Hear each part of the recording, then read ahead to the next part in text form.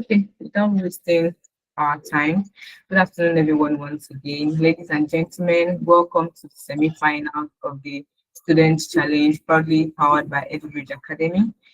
We recognize the presence of our judges, Opeyemi, Lawal, and Oluwatoyin. And Opeyemi Lawal is an operations and programs professional with a strong background in creating structure, driving execution, and keeping teams aligned and focused. Over the years, she has honed her skills in project coordination, stakeholder management, team support, and cross-functional collaborations. Oluwatoyin Anu is a clarity-driven business strategist, non-profit leader, passionate writer, MBA student, and a stay-at-home mom, building structure in both status and snack time. She helps early-stage founders and small business owners turn scattered ideas into structured, investor-ready documents. Can you please give a round of applause to our judges? Thank you so much. So as we all know, University of Nigeria will be competing with Ekiti State University, and we have representatives from both schools. Representatives from UNN are Azubuike Emmanuel and Etoks, while representatives from Ekiti State University are Babatunde Shukuro and Kayode Eniola. But before we dive into it, I would like to ask my judges what they will be expecting from today's presentation, what they would like to see in today's presentation. Let's start with you, Oluwatoyin. Hello everyone, good afternoon. I'm hoping that we'll have a great time here, and one of the things I'll be looking out for will be clarity in your communication and how confidently you're able to convey your ideas to us, and also how backed up with facts your arguments are. So I think those are the two basic things I'll be looking out for. Thank you. It's good to be here. Thank you so much. Opeyemi.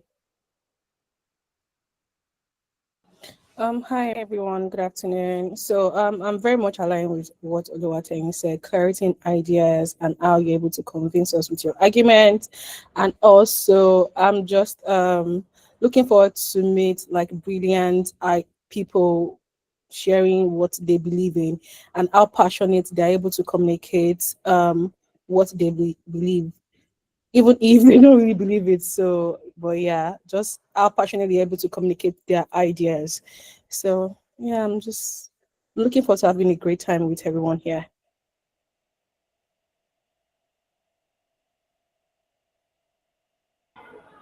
Thank you so much, our judges. So, dear contestants, you'll be judged based on 1, your introduction, 2, the evidence and research, 3, your clarity and communication, 4, teamwork and coordination, 5, your delivery, including your dressing, and 6, your performance in the Q&A session.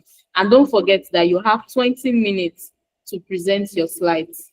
Thank you. All right, so University of Nigeria, will be going with you first. I'll be projecting your slide now, so you can start as soon as you see the slide. Thank you. 20 minutes for your presentation.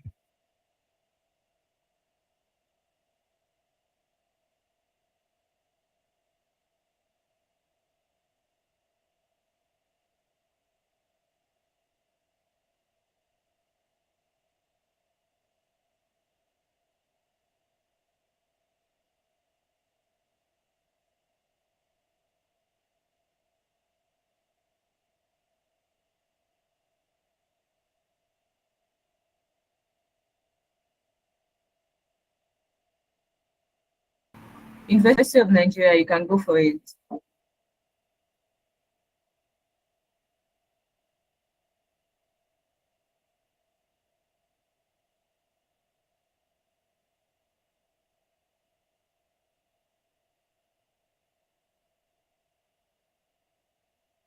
We can't hear you, please. Kindly unmute and speak.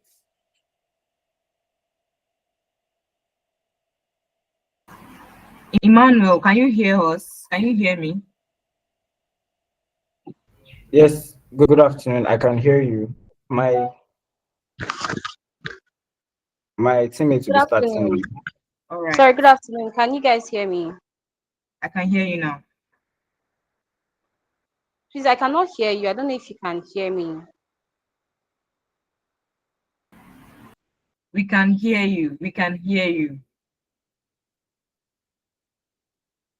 Okay. Good afternoon. My name is Lucy Wemitokebi, 300 level student of Economics Department, and with me is Emmanuel.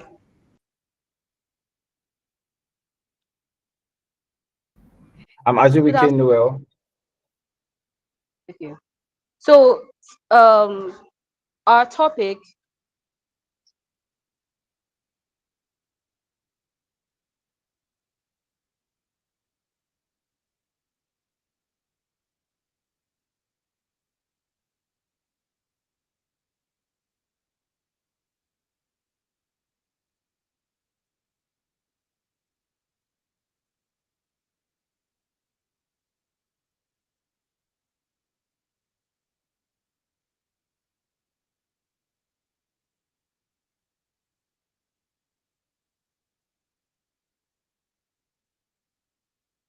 Good afternoon, everyone. I'm sorry, I had network glitch.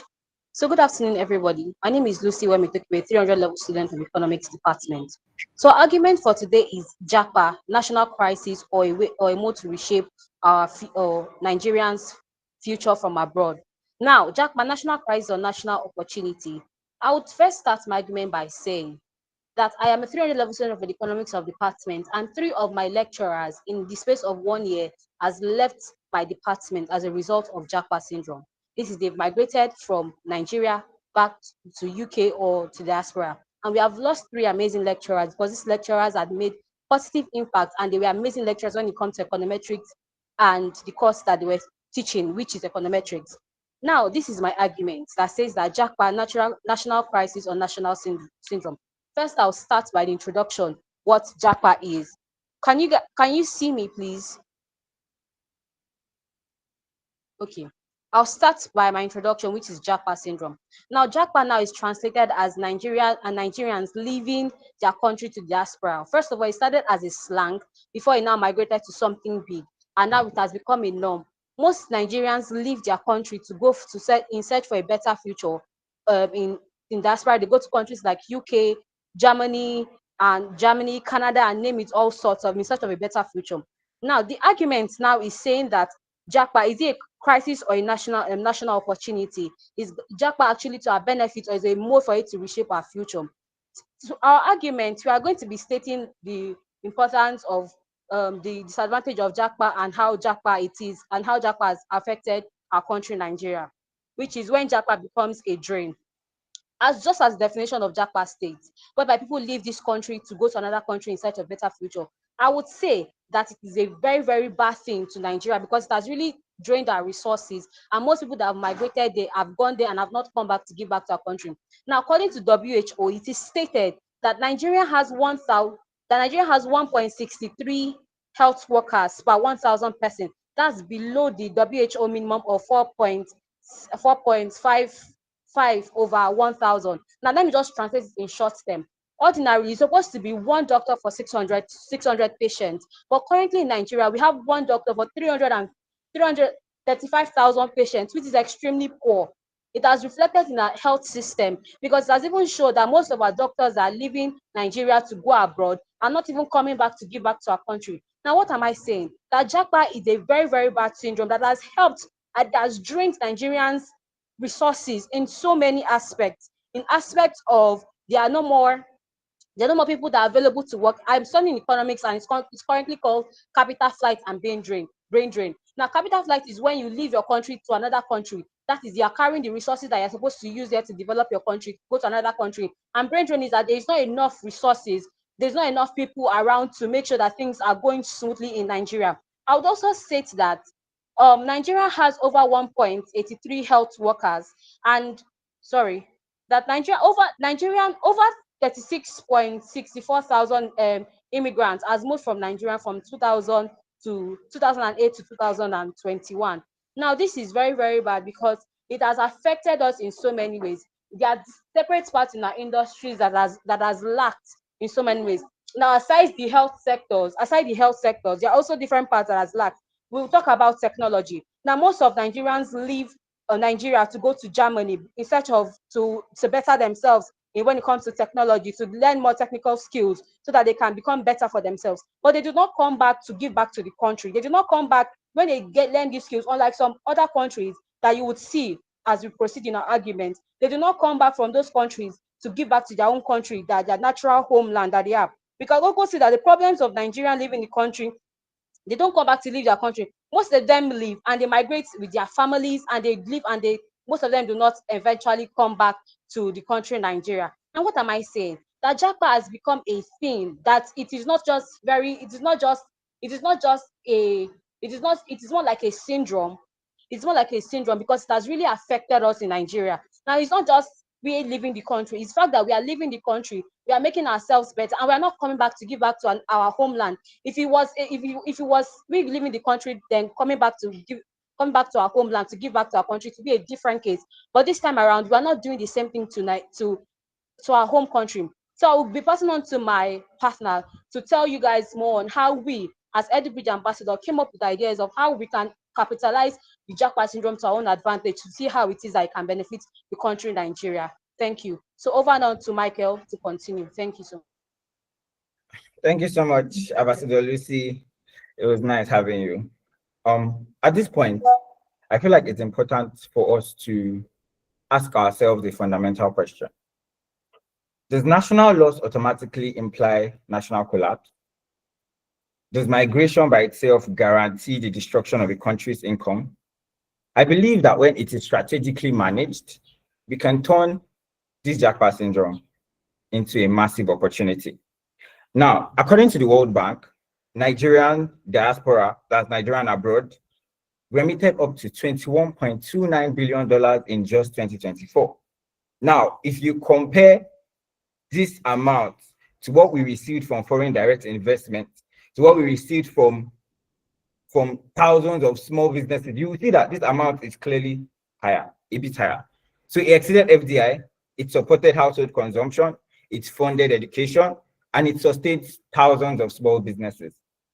But remittances are only the surface level of what diaspora can do, what diaspora abroad can do. The United Nations Development Program highlights that the Nigerian diaspora contributes far more through skills transfer, through knowledge circulation, through global research collaboration, and through diaspora direct investment. These outcomes are not speculative. They are measurable, documented, and they are empirically significant. So if there's any doubt about the potential of structured migration, we need only to look at one African nation that has demonstrated its effectiveness. Now let's look at Ghana, the Ghana evidence.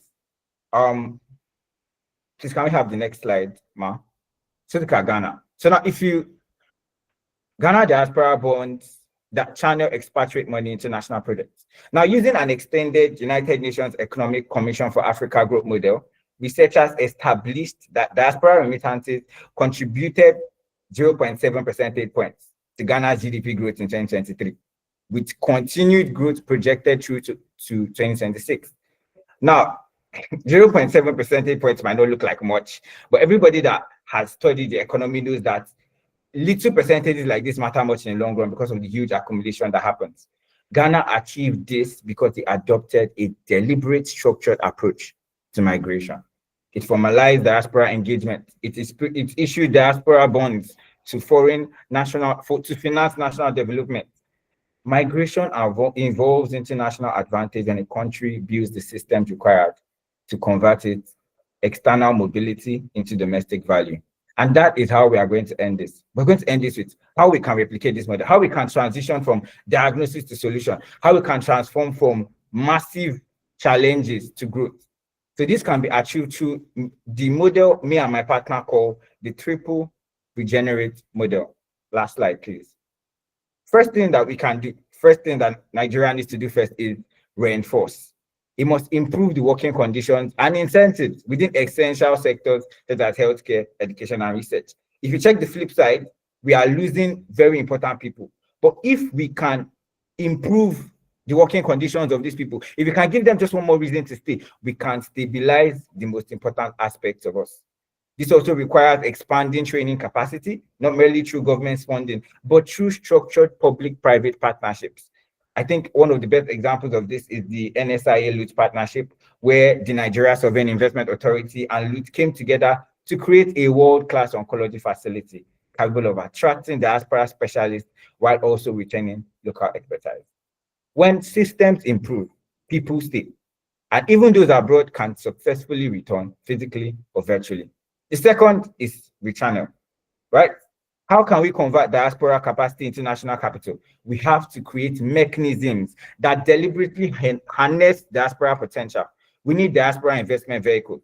We need sector-specific diaspora bonds for health, for education. We need medical and academic return missions and structured digital mentorship and knowledge transfer platform. We've seen this happen. We've seen China do this. We've seen India do this. We've seen Philippines do this. And with the right structure in place, we can replicate and even surpass this. The last thing we can do is to rebuild. We need to establish long-term institutional stability. It's not enough to reinforce. It's not enough to rechannel. We have to make sure that our structure allows people to thrive and grow and not just leave, right? So one of the first things we need to do is to prioritize system-wide reforms. And I'm saying this, the environment has to reward merit. It has to enable innovation. One of the first things that I listened to in this EduBridge competition was when we talked about entrepreneurship. We need a society, we need an environment, we need an economy that supports entrepreneurship. We need an economy that is predictable, that has stable policies, that can attract investment. This is long-term, but it can be done. We need to rebuild the system to promote retention and voluntary return, thereby closing the migration loop and creating a different loop called productive loop. So JAPA killing Nigeria, I would like to say no. Unmanaged migration is harmful, but strategically managed migration, now that's transformative. If Nigeria can reinforce its critical institutions, if it can rechannel the value of its diaspora, if it can rebuild the system that support professional stability, then we will not just lose our future, we will reshape the future. Nigerians may leave our borders, but they do not abandon their destiny, their identity, their networks, or their capacity to contribute. With a clear structure, with deliberate policies in place, with forward-thinking strategies, every departure can become an investment. And every return, even digital or temporary, can become a national dividend. Thank you so much for your time.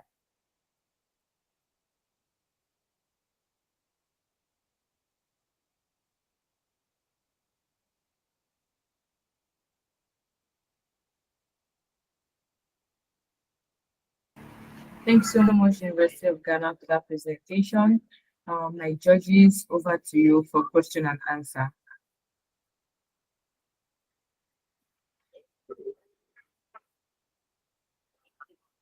Opeyemi, okay, Okay. Queen, do you want to go first or do you want me to go? No, okay, you can go ahead, please. Thank you so much. Hi guys, good afternoon. Thank you for the presentation.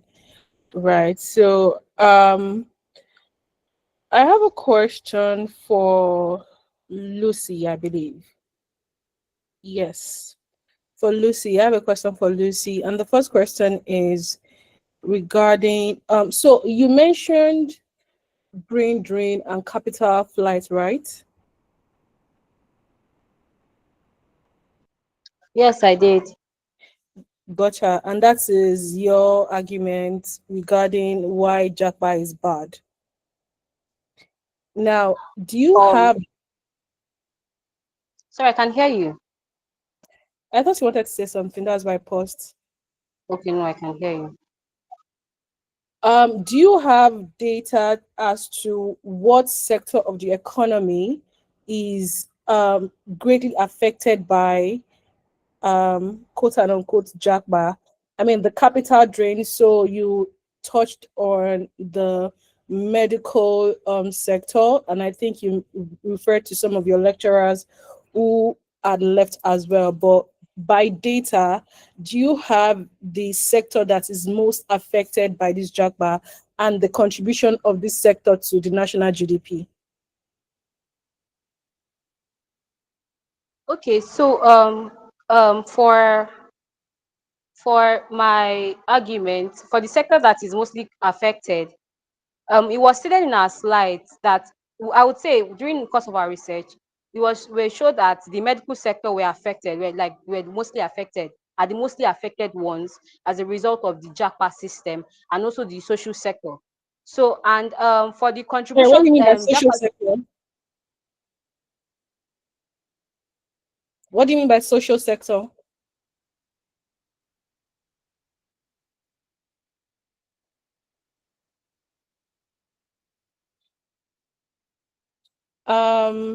Imoran Praise, do you want to pick up from where she left off? I think you are the team lead, but I've not heard you. And what about Emmanuel too as well? Well, we're waiting for her to join. Okay. Okay, for our team can you guys leader, hear me? Can you guys hear me? Sorry. Yes, I can hear you. I can Yeah, hear sorry, you. I'm sorry. My network is extremely bad where I am. No worries, So you're the all social here. It works. Okay, so the social sector is inclusive of both the educational sector and the health sector. Like I stated before in my arguments that about my lecturers, how they left my department as a result of this JAPA syndrome, and also for the medical sector, which is inclusive of the social sector, of how JAPA has also affected the social sector. Now, in our slides, please, I don't know if you guys can go to our slides. There's the third part of our slides. The third part of our slides. No. Okay, now when you spoke about, remittance to the GDP. So now this one is where my Lucy, partner told us. Lucy, Can you hear me? Lucy, yeah, I Yes. wanted to stop you before you start going off tangents because just so that we can manage time. I don't know if you actually understood my question. My question is, in your research, you said JAPA is affecting the economy, has a negative effect on the economy, right? Yes, I There's did. brain drain, which I agree with you, and there's capital drain. Emmanuel, you are going to tap in, but just want to clarify my question so that when you're answering, you know exactly what I'm asking you. So I'm Okay. asking that, what is the percentage of this? What is the percentage of the JAPA effect on this? What's it called? On these two sectors. I mean, what sectors are most affected? Which you mentioned that, oh, the medical sector and then the education sector, right? But what is their own contribution to that, to the economy, to the national GDP, that will now say that, oh yes, they are greatly being affected, that they greatly contribute to the national GDP, and so because there are a lot of people leaving this sector, now the national GDP has reduced by this so amount, which is now what is causing a capital drain.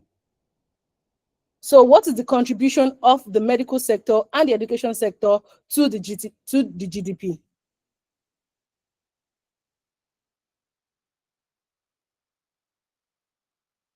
To say that when people leave this sector, or with the amount of people that have left this sector, apart from the social impact, right, say that, oh, there's a reduction in the number of medical professionals that we have, there's a reduction in number of teaching professionals that we have, there's a social impact. I'm now talking about the economic impact.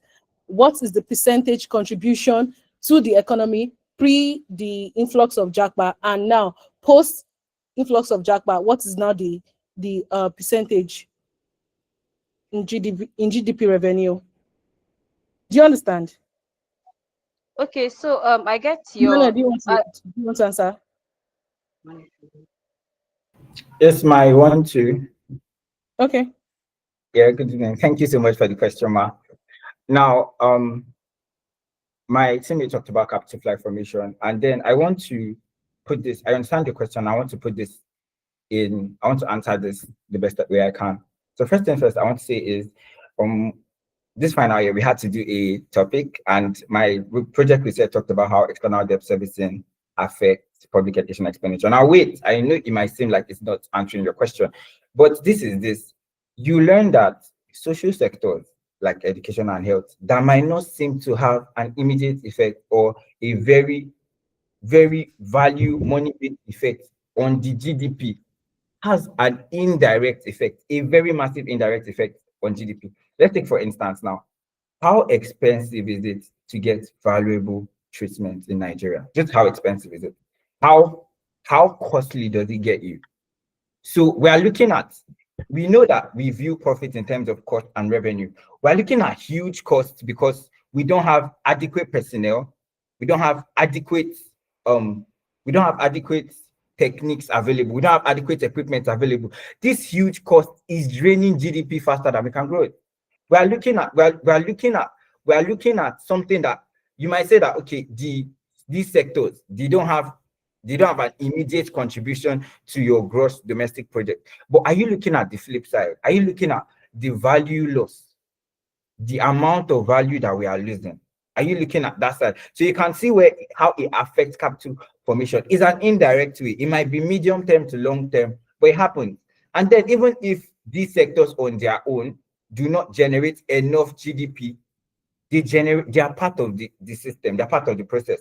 And despite that, we are only looking at these social sectors because these social sectors are the only ones that have adequate research done on them. Maybe I'm constrained by the volume of the research that I went through, but just even academia, even the brain drain happening in academia is not very documented and researched upon. It's mostly the one in health services that has been. So one of the things I would give people going forward is if we can have more research to know the influence of brain drain on other specific sectors. We don't have enough research on those. We need to know the effect of brain drain on our manufacturing sector, our computer, our technology, information communication technology sector. We need to know the influence on that. And this is one of the things that researchers across Nigeria, I would advise that we look into. So we can have more studies on this, so we can actually look at the entire aspect and what exactly JAPA is doing. But for the social sectors like education and health, they're having a very huge indirect impact on our gross domestic product. That's all I can have for your answer. I hope I was able to do justice to your question. Thank you. Yeah, you did well. Well done. Oluwatoyin, please. Okay, very, very interesting presentation. Thank you, guys. You've done a lot of work. I can see that you've done a lot of work, and it's applaudable. And thank you, Emmanuel, for the assignment. You said researchers should now go deeper and doing all of that. And as one myself, I think I'm going to take that home and do a bit more work so you can have a lot more to work with. So that's on a lighter note. Now going back to your presentation, I think Opeyemi has touched on a few things I would have loved to talk about. And that's regarding your evidence and then the interpretation of your evidence. But I have a couple of questions. First off, you mentioned about 36,000 plus doctors migrating. Now, when having presentations like this, it would help to also tell us the effect of that. Now we have the data, it's good to have the insights, right? You have to tell us what percentage of our total doctor workforce that represents, and what's the operational impact on the healthcare delivery that is. So that helps us to understand the gravity of what you're talking about and the impact of what you're talking about, if you get what I mean. Now, if I know if I throw that question to you, you might not have done extensive research to that point, but I just thought to point it out. Also, your slide on Ghana diaspora bonds is quite interesting. So, but in your opinion, why hasn't Nigeria successfully implemented those diaspora bonds despite multiple attempts? And what structural barriers do you think exist? Anybody on the team can actually take that question. And I think I'd love to hear Praise's voice. Emmanuel, rest. Oh, can Praise speak where she is?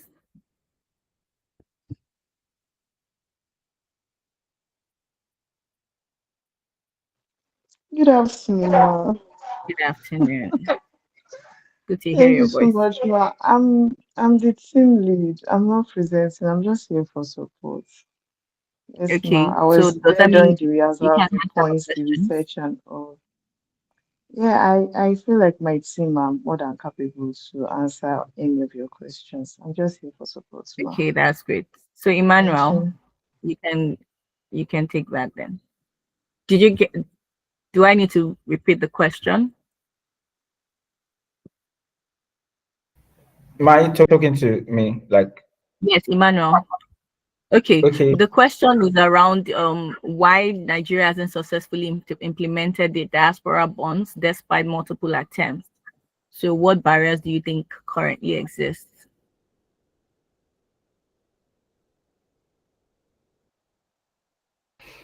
all right, ma. So I think if I were to start out this conversation now, is I feel like it's a tangent that is going to be very complex to talk about. No, no, no. We don't want the complex one. We just want maybe two, one or two structural But barriers you think currently I exist. think one of the things that we need to implement to make this work is we need to improve upon the digital infrastructure that Nigeria possesses.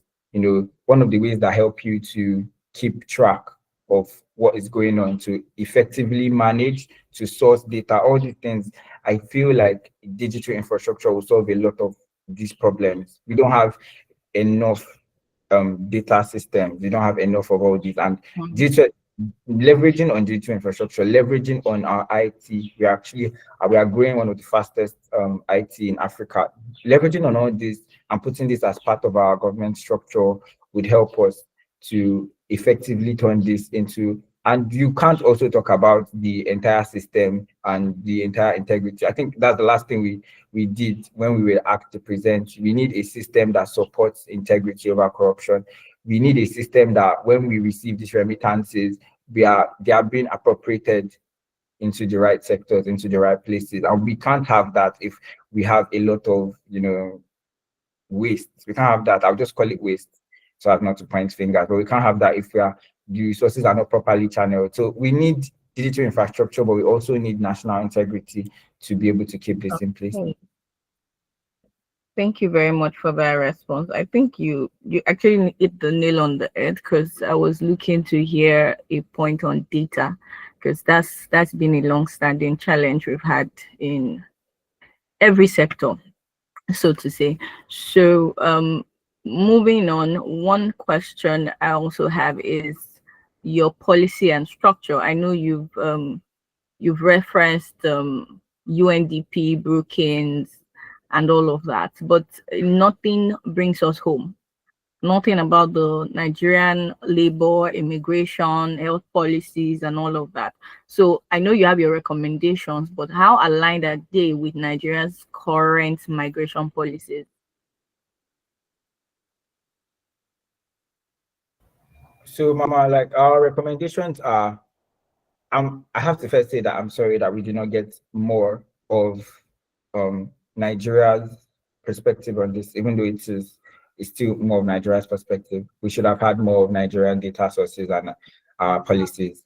But these framework that are put in place, they are specific to the Nigerian economy. They are specific to the Nigerian. These frameworks, the reason why it's not very focused is because we have not been able to do this before. What we are implementing in this model are systems that have already been used in other countries to facilitate it. And believe me, I don't feel repetition as a bad thing. I think that if people can do this with their climate, we can also do this. So this entire framework is based on that, but also it's very structured for the Nigerian economy. Like I said during my presentation, we've already had different labor bodies clamoring for extra pay. We've had ASU, I think ASU are supposed to be on strike soon.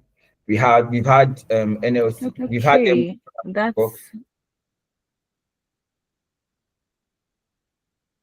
Clamoring. So these frameworks are designed for them to make this work.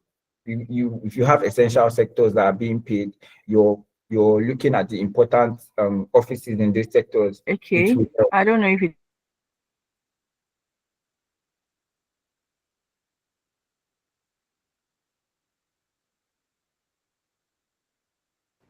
Oluwatoyin, I think your network is a bit shaky, so I don't know if it's just me, but I can't hear you anymore.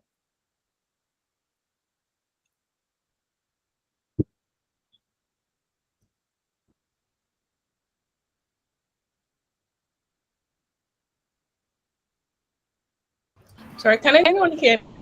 Yes, I can hear you, but I can't hear Oluwatoyin.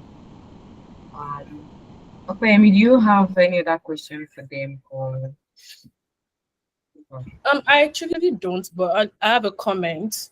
So, so the recommendation, if I believe I heard correctly, is to say that JAPA doesn't necessarily have to be bad for the economy if there are some certain policies and structure put in place to harness, to harness the benefits of JAPA, right? Is that the conclusion and recommendation? Gotcha. Now that was a bit that was a bit different from the introduction where Lucy was saying that JAPA is outrightly bad. Okay, that was different. And when she started off on that introduction, I was like, oh, okay, let's see the argument for why JAPA is terrible and all those things. But then when you now put it to the recommendation saying that oh, it's not necessarily bad, you know, there are good things to it, and these are things that could make it great. So your introduction is different from your recommendation. And then when you took me through that journey, you know, when you started off on the journey and then just got to the destination, I was like, oh, I don't know if this is the place that they told me that we are going to. So there was that disparity in the introduction and the conclusion. Okay, so I just want that to be noted.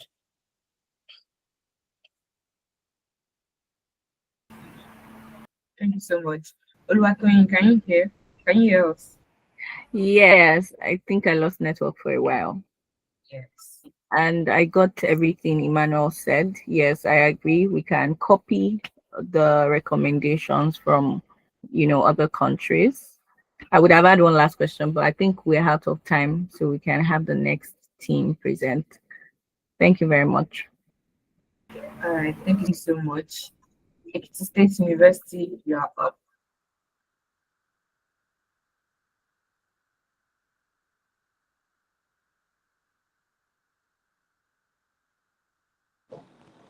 All right, thank you. Good day, distinguished judges, fellow ambassadors, colleagues, guests. Today we are talking about JAPA. Is Nigeria trading its brain for cash? Yeah. Every month, our brightest talent from nurses heading to the UK, our tech guys flies to Germany, first the JAPA exodus. This movement sparks a fierce national debate. Are we suffering a creeping brain drain, or is it securing its future through billions in remittances and global expertise? Is brain drain killing the future or reshaping it from abroad? I'm grateful for this opportunity to be part of this great competition held by EduBridge Academy, and I bring greetings from EKSU Ambassador EduBridge. God bless EduBridge. My name is Kayode Enola Richard. I'm a 400-level student and an emerging monetary economist. I am driven with a passion for problem solving. And with me here, my partner, Nsukka. Hi everyone, thank you for having me. My name is Babatude Shukra. I'm a 400 level student of Ekiti State University. I'm a data analyst and a graphic designer, and I'm self-employed. Thank you. Hi, Ade. All right, You can continue. thank you.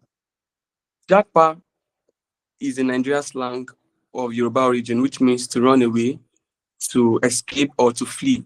The word has gained an increased usage, especially among Nigerian youth, to describe the trend of leaving the shore of the country in search of better opportunities and better standard of living abroad. Now, the Cambridge Dictionary 2016 defined brain drain as the situation in which large numbers of educated and very skilled professionals, e.g., doctors, nurses, lecturers, engineers, IT experts, and creative, leave their own country to live and work in another country where pay and conditions are better. Now, start 2024 viewed brain drain as the phenomenon where skilled individuals leave their own country to seek better profession and economic opportunities abroad, often resulting in a net loss for the source country's development. Now, I'd like to give a definition of what remittance. Remittance is money sent by a person, often a migrant worker, to family or friends in another place, usually their home country. Now, according to the African Union, the reverse policy framework for Africa and plan of action 2027, an estimated of 70,000 skilled professionals emigrate from Africa each year. According to reports, Nigeria lost over 9,000 medical doctors to the United Kingdom, Canada, and the United States of America between 2016 and 2018. With a depleting number of medical doctors, Nigeria annually spends between $1.2 billion and $1.6 billion on medical tourism. Now, the brain drain cuts across many sectors and professions as funds are taken away from the country's economy to boost that of another country, as the best hands are outside the country. Over the past few decades, Nigeria experienced a dramatic increase in the emigration of professionals, particularly in the fields of the medicine, engineering, information technology, and the academics. According to the World Bank, Nigeria is among the top countries in Africa experiencing this exodus. A 2023 report by the Nigerian Medical Association revealed that over 50,000 Nigerian doctors are practicing abroad, particularly in the United States, Canada, and the United Kingdom and the Middle East. In August 2022, NAD, which is the National Association of Resident Doctors, officially mentioned that over 2,000 doctors left within the last 2 years, with over 800 leaving between January and August 2022. A report from early 2023 claimed that the least 50 doctors that claimed that at least 50 doctors emigrate from Nigeria every week. Now, I'd like to hand over to my partner, Babatunde Shukro. Thank you. Next slide, please. Okay. You've seen what is happening. Now, let's talk about why it is happening. Ladies and gentlemen, people do not wake up and abandon their country out of excitement. They leave because the system pushes them out and the world pulls them in, which is why we have the push factor and the pull factor. The push factor can be broken down into two aspects. First, the economic push. Our graduates are entering a labor market where unemployment remains painfully high, wages are stagnant, and inflation continues to erode purchasing power. Okay, imagine a graduate earning 80,000 naira today is less than 30,000 in real value. Second, we have the institutional push, insecurity, unstable power supply, and weak research funding and policy inconsistency. I've created a system whereby talent does not thrive, it survives. Secondly, thirdly, we have the pull factor, which is also stated on the slide as the opportunity drivers. What other countries are doing right? Meanwhile, the world is opening its doors. Countries like UK, Canada, and Saudi Arabia are facing talent shortages, especially in healthcare, tech, and education. And Nigeria has the human capital they desperately need. They offer better wage, structured career development, research-friendly environment, and clear migration path. So the equation becomes simple. Nigeria offers the talent, and the world harvests the results. This is the heart of human capital flight. When a country pushes out its talent and the world pulls it in, migration does not become a choice. It becomes a rational economic decision. Next slide, please. Next slide. Okay, the trade-off. Now, let's face the uncomfortable truth. Human capital flight is not entirely negative. It is a trade-off. Yes, Nigeria is losing, but Nigeria is also gaining. The problem is the imbalance. We have the cost and the gains. The cost is when skilled workers leave and the country suffers. Hospital loses doctors, nurses, specialists. University loses their lecturers and researchers, and especially tech startups. public money invested in education is lost abroad. Now let's talk about the gains. Every year, Nigeria diaspora sends home over 24 billion remittance according to the World Bank 2023. They bring foreign networks, return migration, knowledge transfer, investment, capital, benefits, and so on. So the question is not, is human capital flight good or bad? The real question is, how can Nigeria reduce the losses and maximize the gains? Yes, Nigeria earns from its diaspora, but it bleeds from its empty classrooms, its understaffed hospitals, and its abandoned laboratories. Next slide, please. Over to you, Kayode. All right, thank you, Babatunde Shukro. Now we have a policy recommendation for the federal government. One, we want increase in we are suggesting increase in education spending with 15 to 20% budget and effective implementation of the budget. Former allocation for education is around 7.3% in 2025 budget. Secondly, review of government policies. Thirdly, we want the government to create incentives for skilled Nigerians to stay or to return. Fourth, the government should appreciate professionals by investing and trusting responsibilities to them. E.g., more of government officials should use Nigerian hospitals. Fifth, strengthening anti-corruption measures. Restore faith in public institutions by ensuring transparency and strict accountability in funding. Professionals often leave due to loss of faith that the state resources will be used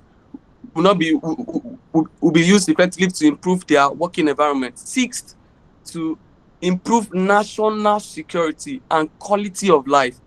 Address the fundamental push factor of insecurity, bandit, kidnapping, and political instability. Talented professionals need to feel safe and see a clear, predictable future for their families. 7, invest in technologies.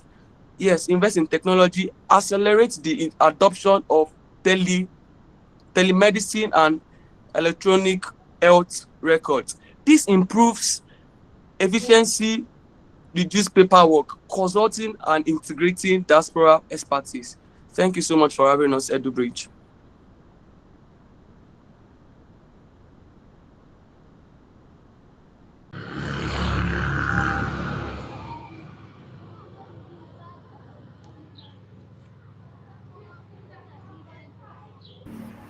Thank you so much, Ekiti State University.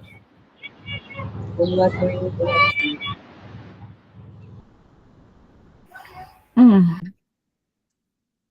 Good afternoon once again. Well done, Shukra and Kayode. Even though I really do not know if Kayode was speaking to the slides or he had a different slide, he was speaking to. But I have a couple of questions, right? Because you were giving a lot of data that I didn't have in your slides. And I don't know if that was intentional, but I'm going to speak to your slides because that's what I had, and I couldn't, retain all of the information you were given. Now, you listed sectoral losses generally. Now, do you have concrete statistics from the health, education, or tech to back up your claim? Now, I know you mentioned a lot, but I just want you to give us maybe one or two because we didn't have it, to follow through with. And that question goes to Kayode. Sorry, please, can you come again? My network is breaking. Okay, my question is, I want you to give us a concrete statistic from maybe the health sector or the tech or education to back up your claim of critical workers shortage. All right, thank you. So, according to the World Bank, it's revealed that over 5,000 Nigerian doctors are actually practicing abroad. And according to NAD, which is National Association of Resident Doctors, they mentioned that 2,000 doctors left Nigeria between the last 2 years. Now, and 800 leaving between January and August. Sorry, Now, are you sure about these statistics? Because yes, ma'am, from you're National saying, Association of Resident Doctors. if you're NAD. saying World Bank and they say 5,000 have moved from 50,000. Oh, I had 5,000. Okay. Okay. You can go Over, ahead. yes. And some sectors that were affected, the healthcare, education, and in our statistics, we actually we got to know that in the human health and social service sector contributed 0.75 to Nigerians' real GDP in second quarter of 2024, which was in 2010, the GDP of Nigeria from the health sector was 3.30, 2015, 3.58, 2018, 3.09, 2019, 2.99. This shows that the health sector is actually experiencing a shortage of workers. Thank you. Shukra. Okay. I think that's fine. Now you framed the issue as trade-offs, as a trade-off, right? Now, based on your analysis, which side do you think currently outweighs the other? Is it the loss or the gain? I mean, currently, as of the Nigeria of today, and how would you come to that conclusion?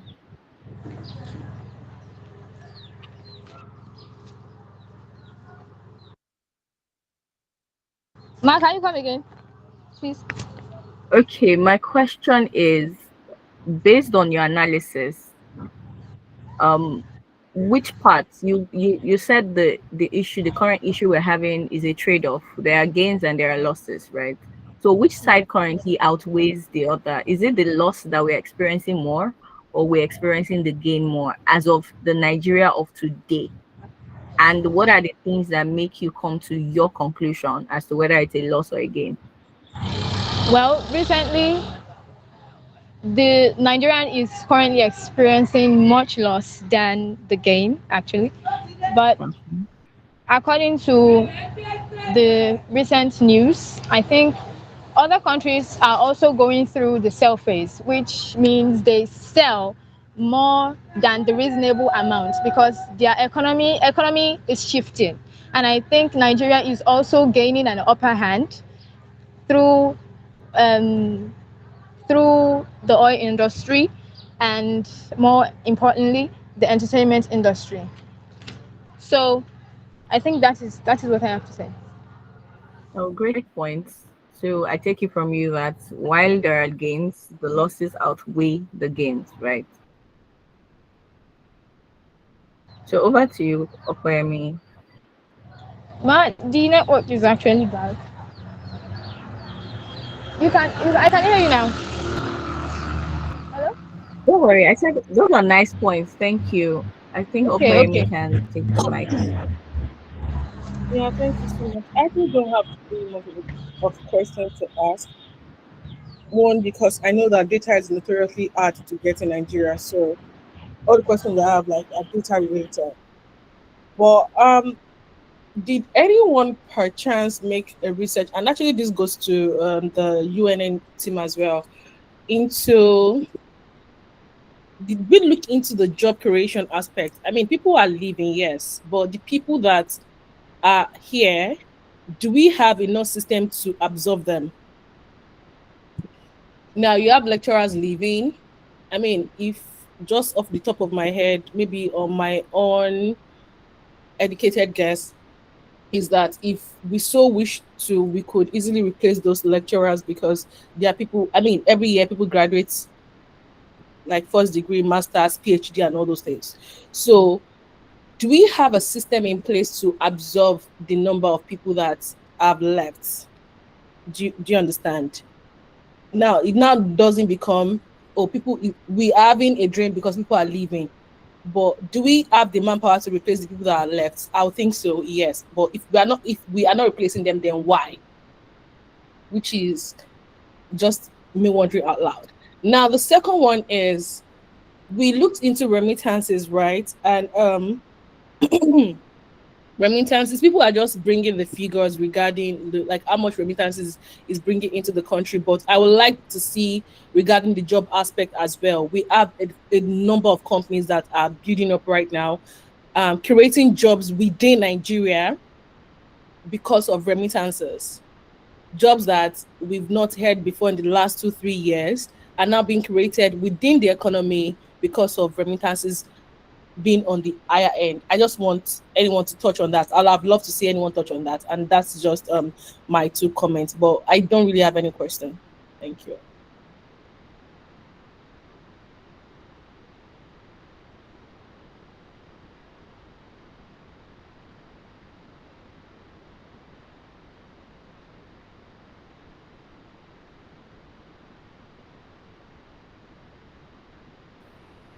So I think that wraps it up. Bolu, you can pick it from here. Yeah, thank you so much. We'll need this scores now so we can announce the winners.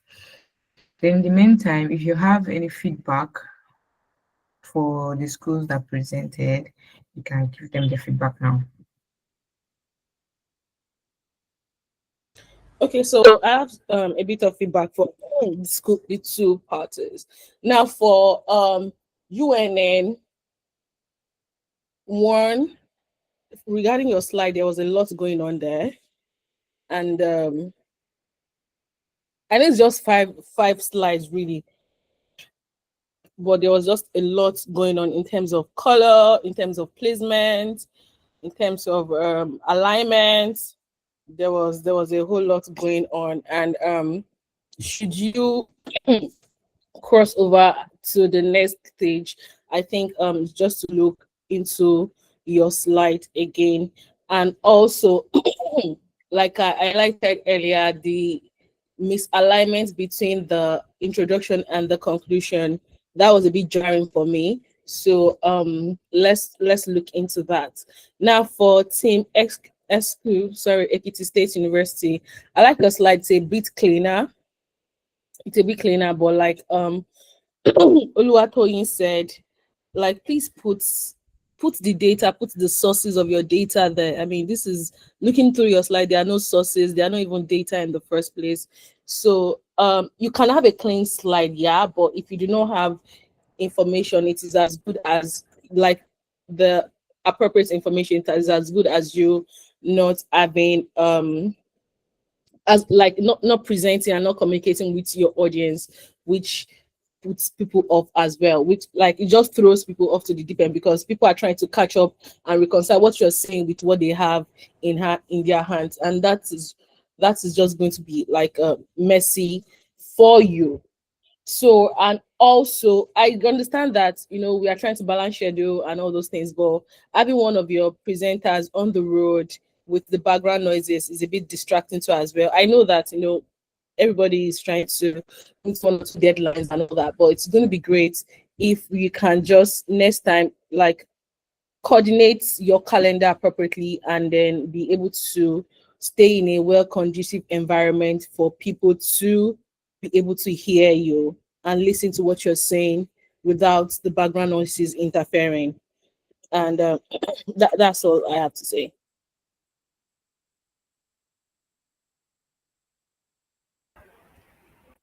Please give me about 30 seconds to a minute. I'm trying to compile before I give my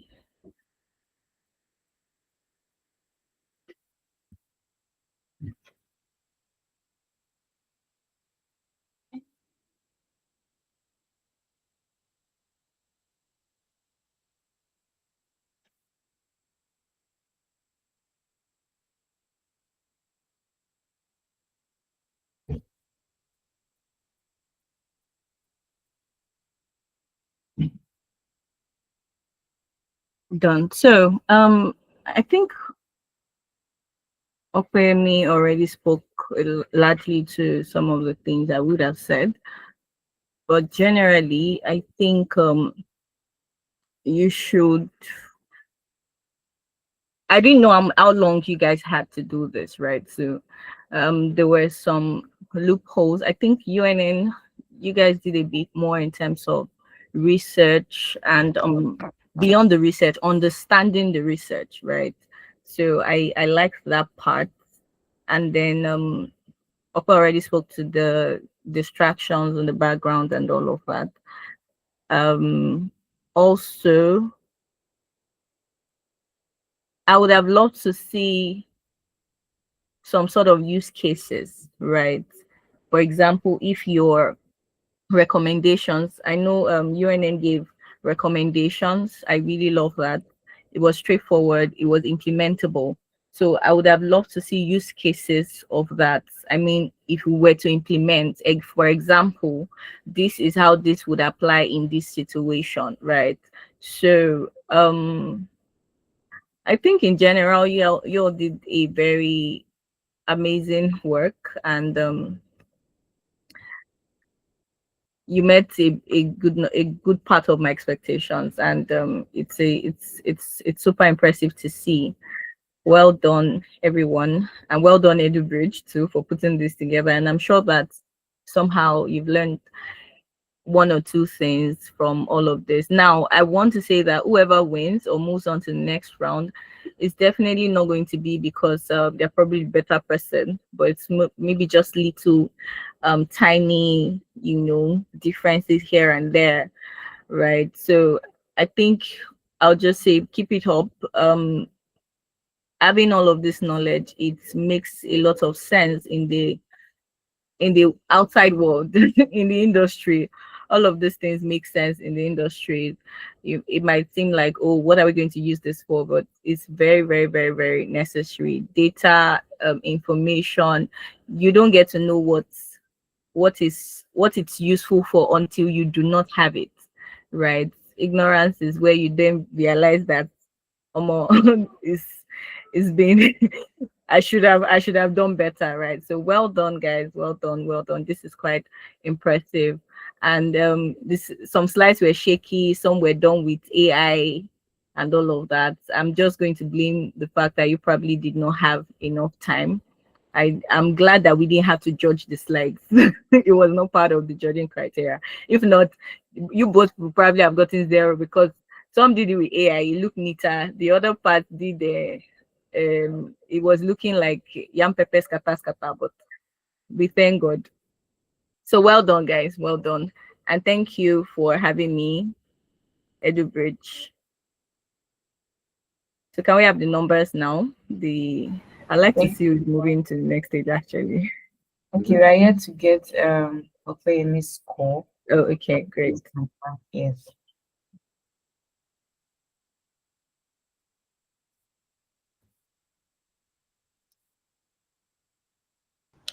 And while they are collecting this score, may I say that apart from what is easily obtainable, like the rigor of a research shows on how much you can follow through a rabbit hole, maybe not for the sake of getting information for like that is in tandem with like your presentation, but just for the sake of having the knowledge, right? I know that, and I say that because the two team double down on the medical and the educational sector has been mostly affected by the outflux of people. But if you look at every other sector too as well, the financial sector is greatly affected. It is not overt, but when you talk to people or we're just wondering, oh, why is my app not functioning the way it's supposed to function? What is going on with GT Bank? What is going on with Stanbic Bank? What is doing this and all that? And it is because most of their integral staff holding some of the infrastructure have left. So when you start like questioning all the other like sectors, you just see that, oh, okay, things are happening there as well. Maybe even as much as what is going on in the medical, or even worse, in the medical and educational sector. So just thought to put that there.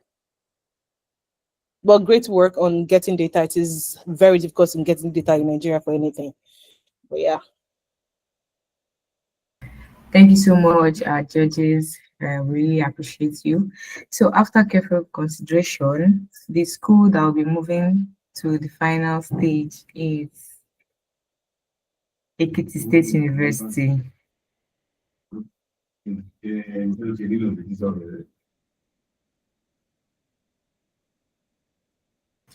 Congratulations, EKSU. Do you have anything to say, Shukuro, Eniola?